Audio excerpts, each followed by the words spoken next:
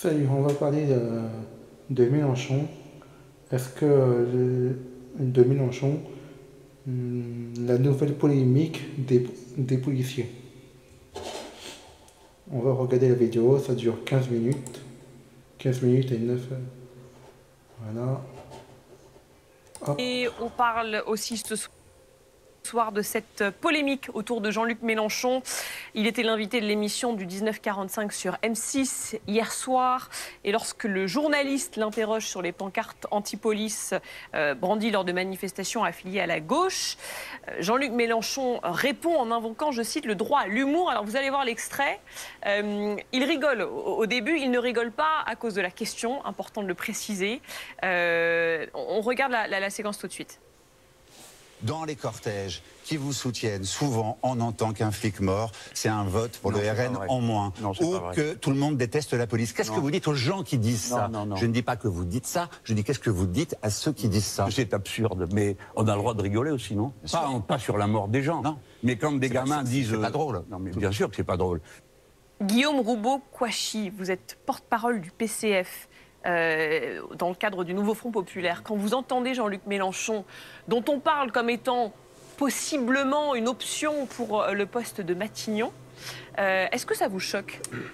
Si vous voulez, moi, ce qui me choque, c'est que on est quand même malgré tout à quelques heures d'un scrutin qui risque d'être particulièrement majeur.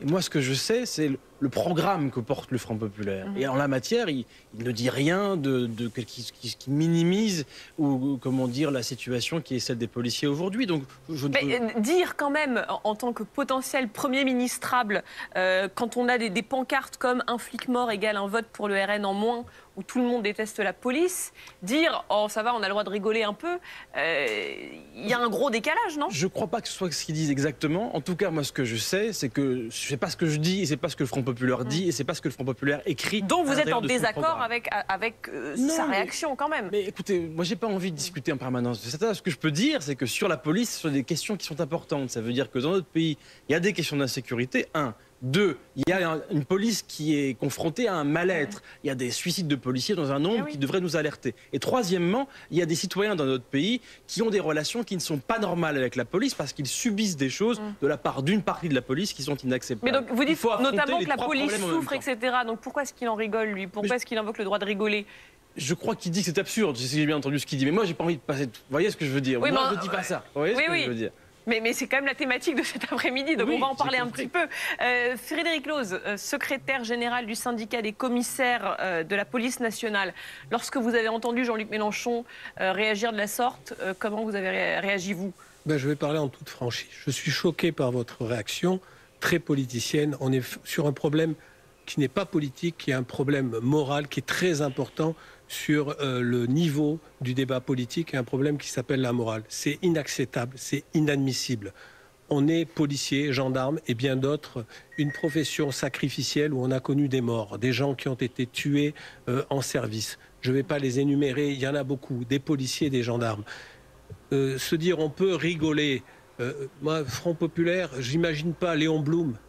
J'imagine pas Jean Jaurès qui aurait dit on peut peut-être rigoler de ça. Ça fait pas partie de l'humour. Monsieur Mélenchon, il a 72 ans. À un moment donné, le débat est au niveau des latrines et des cuvettes de chiottes de la vie politique. C'est juste inadmissible. Moi, j'ai eu des réactions toute la journée d'hommes et de femmes. J'ai eu la réaction de veuves qui m'ont dit mais qu'est-ce qui se passe dans ce pays? Mais pourquoi mon mari? Pourquoi mon époux s'est fait tuer? C'est pour entendre ça, pour que ce soit banalisé. Donc aujourd'hui, je vous demande, moi, de façon formelle, de sortir de cette posture de politicien, parce que vous avez des enjeux électoraux que je respecte, partisans. Moi, j'ai pas envie d'être là aujourd'hui pour dire à un moment donné, et là je m'adresse à l'homme, à l'humain, oui, je condamne formellement ça. Pour ma part, si j'avais eu un policier qui avait dit je vais ironiser sur la mort, je ne sais pas, d'un habitant, dans les banlieues d'un habitant, j'aurais clairement, yeux dans les yeux, j'aurais condamné ça. C'est un problème moral, c'est un problème humain, c'est le niveau du débat politique, c'est juste absolument inadmissible.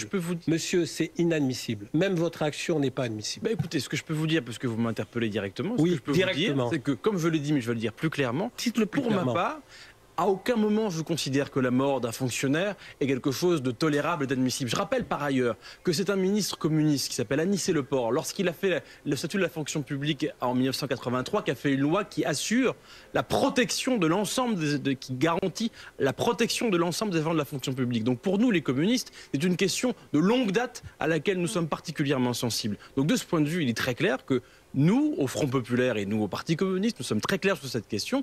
Nous ne rions jamais lorsqu'un agent de la fonction publique, comment dire, est pris à partie. Est-ce que vous condamnez ce genre de pancarte qu'on a pu voir à l'antenne, un flic mort égale un vote pour le RN en moins, où tout le monde déteste la police? Est-ce que vous les condamnez? À aucun moment vous ne verrez un communiste ou un militant communiste brandir ce genre de choses. Donc vous les condamnez? Est-ce que vous condamnez les manifestants qui brandissent ce genre de pancarte? Ou juste 5 secondes? Si c'est oui et non, c'est un peu plus compliqué. Oui, je condamne, mais laissez-moi dire une chose.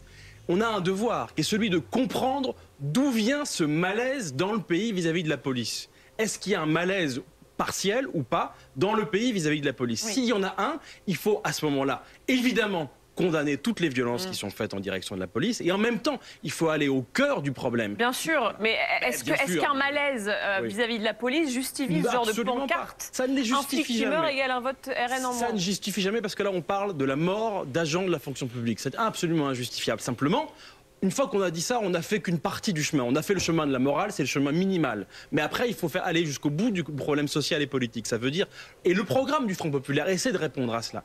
Aujourd'hui, pourquoi est-ce qu'il y a un mal-être? Parce que le nombre de fonctionnaires de police n'est pas suffisant. Nous proposons de l'augmenter. Quand on n'est pas assez nombreux, on n'arrive pas toujours à faire comme il faut l'exercice de sa fonction. Ensuite, il y a une question d'accompagnement des policiers, de missions qui sont délivrées à ces policiers. Et je pense que c'est en affrontant toutes les questions en même temps qu'on pourra... Sauf que les policiers, en l'occurrence, ne se sentent pas soutenus visiblement par votre nouveau Front Populaire quand mais ils ont tort parce qu'en l'occurrence, je sais pas, moi ce que je sais c'est que quand Nicolas Sarkozy gérait, il a diminué le nombre de fonctionnaires de police. Nous proposons d'augmenter de 30 000 fonctionnaires de police. Donc quand même, s'il y a des gens qui devraient être sensibles à un programme, c'est bien au nôtre. Alors, on a quelqu'un d'autre de votre alliance, le député sortant Adrien Clouet. Député sortant, nouveau Front Populaire à la France Insoumise de la Haute-Garonne. Est-ce que vous, quand vous voyez ces pancartes, un flic mort égale un vote pour le RN en moins, vous les condamnez, ces pancartes et ces manifestants qui brandissent les pancartes? Alors d'abord, je ne les vois pas parce qu'en distanciel, là, je ne vois pas ce que vous mettez à l'affiche. Moi, j'en ai jamais vu. Moi, j'en ai jamais vu en manif. Mais on ne va pas faire une polémique à chaque fois qu'il y a quelqu'un qui met une connerie sur un panneau. Je veux dire, franchement, je pense que la personne qui a écrit ça, si on l'invite là et qu'on lui parle, elle dit elle-même que c'est une connerie. Enfin, qui dans ce pays pense sérieusement ça? C'est un truc carnavalesque, de la même manière qu'il y a des gens qui écrivent des horreurs sur les élus, et parce qu'ils se défoulent, et ils écrivent ça sur des fonctionnaires, des élus, des salariés du privé. Donc on a le droit de rigoler un peu, comme dit Jean-Luc Mélenchon. Et moi, est-ce que je peux finir plus de 10 secondes, s'il vous plaît? Et moi, je pense qu'il faut dire qu'on ne rigole pas de la mort de quelqu'un, c'est exactement ce qu'a dit Jean-Luc Mélenchon. Il faut dire qu'on ne rigole pas de la mort de quelqu'un parce que c'est blessant pour ceux qui sont restés derrière la personne, pour les collègues de travail, etc. Maintenant, est-ce qu'on doit faire une polémique dessus? Moi, je pense qu'on est tous d'accord en réalité et qu'on crée des débats, mais artificiels. Qui sur ce plateau, qui dans ce pays applaudit la mort d'un homme ou d'une femme en service pour la République, quelle que soit la fonction publique ou même un salarié du privé, bien évidemment? Moi, je pense que personne ne se retrouve là-dedans et qu'il y a quelqu'un qui a écrit une connerie sur une pancarte et que tout le monde pense que c'est une connerie. Sauf que quand on s'appelle Jean-Luc Mélenchon et que votre nom est cité pour potentiellement prendre le poste à Matignon, est-ce qu'on ne s'attend pas à un petit peu moins de légèreté quand on parle de ce genre de sujet et que des policiers, des membres des forces de l'ordre sont effectivement morts ces derniers mois, ces dernières années? Je reprends la phrase exacte qu'il a dite à votre antenne, vous l'avez diffusée. Il a dit « on ne rigole pas de la mort de quelqu'un ». Mais il dit aussi, c'est absurde, on a le droit de rigoler aussi, non? Il commence par dire ça, on a le droit de rigoler. Parce que vous montrez plein d'affiches à ce moment-là, il y a plein de pancartes différentes qui sont montrées. Il dit il y a plein de choses absurdes qui sont écrites sur les pancartes, c'est le principe d'une manif, hein. Il y a un côté carnavalesque. Il en voit plein de différentes, il dit c'est absurde, et lorsqu'il voit celle concernant la mort d'un homme ou d'une femme, d'un agent, eh bien là il dit il y a des choses avec lesquelles on ne rigole pas. Mais moi je suis d'accord avec ça. Donc vous condamnez clairement ces pancartes, et si vous en voyez un jour, parce que vous dites que vous n'en voyez pas dans les manifs, mais si vous en voyez un jour, vous leur direz de ne pas les brandir, c'est ça? Vous les condamnez clairement? Bah, si je vois quelqu'un qui l'aimait, je vais lui parler. Je vais lui dire pourquoi tu as écrit ça, c'est peut-être pas très malin, et puis en fait il faut discuter. Mais qu'est-ce que ça veut dire de venir à BFM condamner? Il faut parler aux gens. Il faut dire attends, quand même, pense aux personnes qui sont concernées, parce que parfois les gens, ils savent pas, ils ont écrit leur truc comme ça en 10 minutes avant d'aller dans une manif.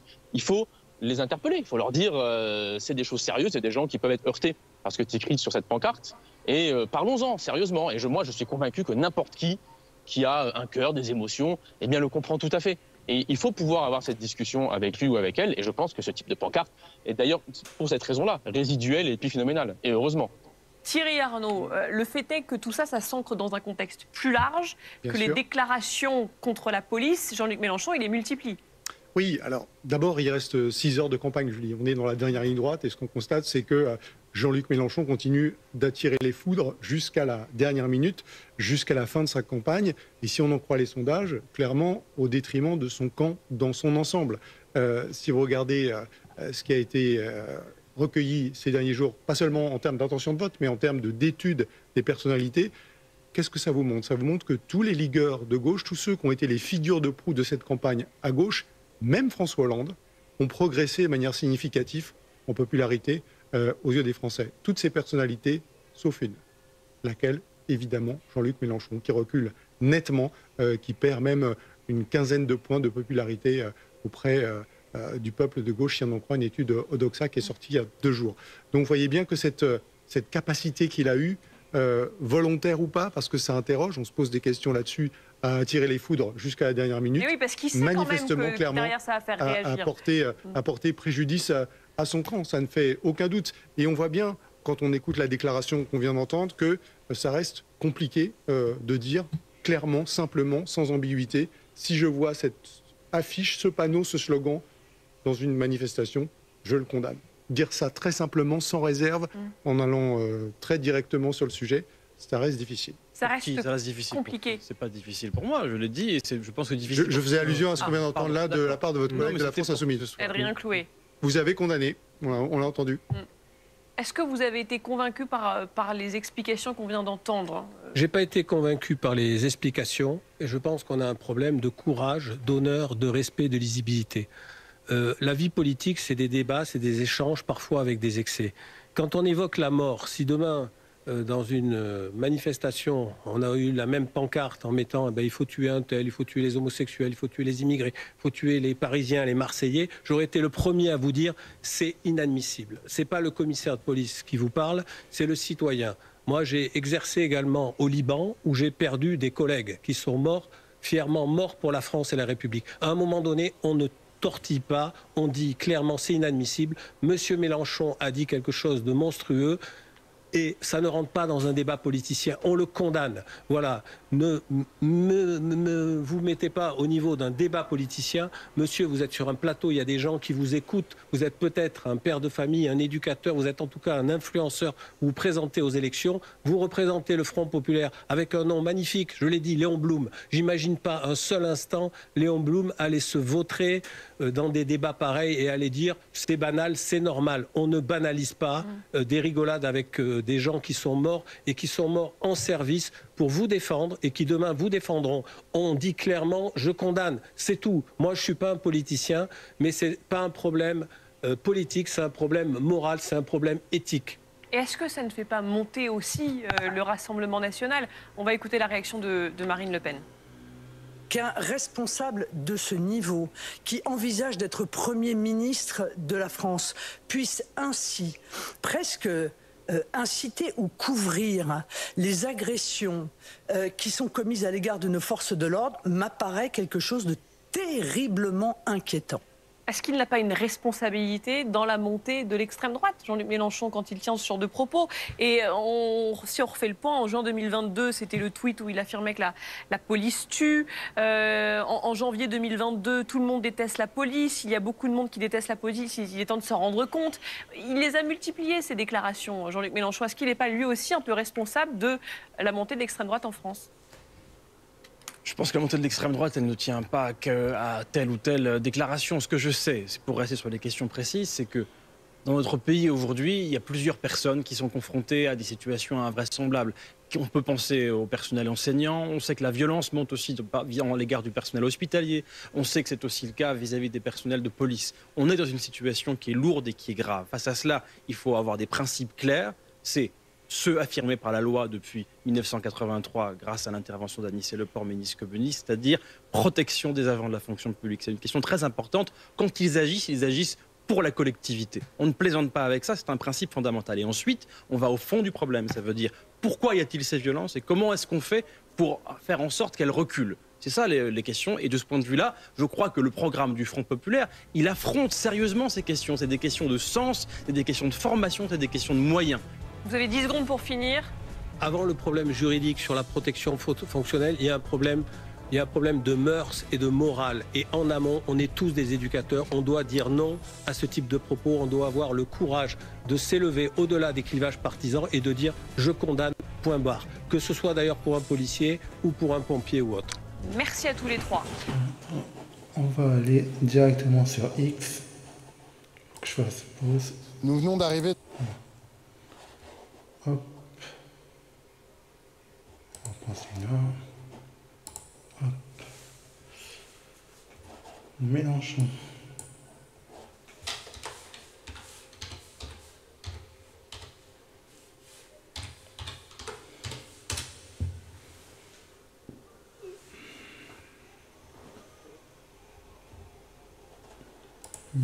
Mélenchon.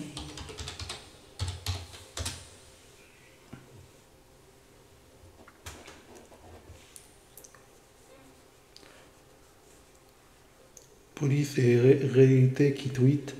Pancarte, un flic mort, un vote pour le RN. En moins. Mélenchon plaide le droit de rigoler. La réaction de Jean-Luc Mélenchon au slogan « Un flic mort égale un vote pour le RN » en moins, vu dans les manifestations de gauche, on a le droit de rigoler, non? La haine anti-police décomplexe. Par contre, on peut dire que plusieurs élus et les filles ont été convoqués par la police pour apologie du terrorisme, que plusieurs élus et les filles se sont pris en photo avec des terroristes du FPLP et que Mélenchon a tenu des propos conspirationnistes sur les attentats de Toulouse. Et de rien à la fin.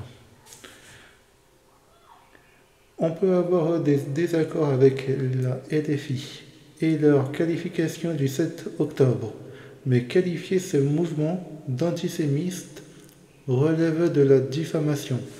Aucun dirigeant ni aucun député LFI n'a été condamné pour propos antisémites. On ne peut pas en dire autant à l'extrême droite. Et Cyril Dion qui retweet « Renvoyer les extrêmes dos à dos, c'est bon, c'est bien joli. » Sauf que le Conseil d'État a rendu son avis en mars dernier, considérant que LFI est un parti de gauche, pas d'extrême gauche, tandis que le RN est bien un parti d'extrême droite. Le Figaro.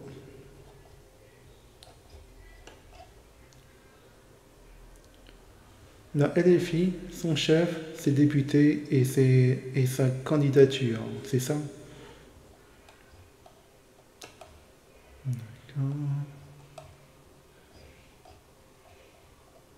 Le tweet de Jean-Luc Mélenchon. Pour mieux combattre les trafiquants, pour mieux combattre les trafics, nous devons davantage viser les têtes des réseaux. Nous devons encore plus lutter contre la délinquance en col blanc. Sur le terrain, il nous faut une police de proximité plutôt qu'une police de confrontation. Le JTD qui fait une giga fake news. Mélenchon disait juste les slogans anti-flics. Le faisait marrer et qu'il était Mélenchon et qu'il était contre leur mort. Il y a plusieurs fois soutenu la police et ses institutions. On rappelle. D'accord. Des fois je passe parce que... Ouais. Pour Mélenchon, un flic, oui, on a déjà lu. Porte-parole du syndicat de police Unité Île-de-France, avec son comportement, Jean-Luc Mélenchon insulte tous les policiers dans OMS-LT. Je sais pas c'est quoi.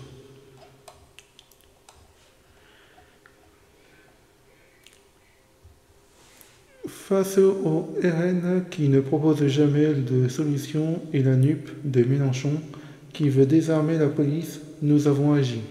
Le 30 juin, votez pour les candidats qui défendent la République. Pas ce donc seul argument. Pas ce donc le seul argument. Et la division. Et la dernière... Ah, je passe parce que c'est... Et la dernière, ça sera le tweet de Jean-Luc Mélenchon. Nous interdirons les flashballs, les grenades de désencerclement et la technique de massacre des populations quand il y a des manifestations. Nous allons changer la police, de la cave au grenier. Dites-moi dans les commentaires si les tweets vous plaisent, si la vidéo vous plaît. Abonnez-moi à ma chaîne YouTube, TikTok, Instagram et c'est tout. Mettez la cloche pour ne rien rater et je vous dis à plus tard.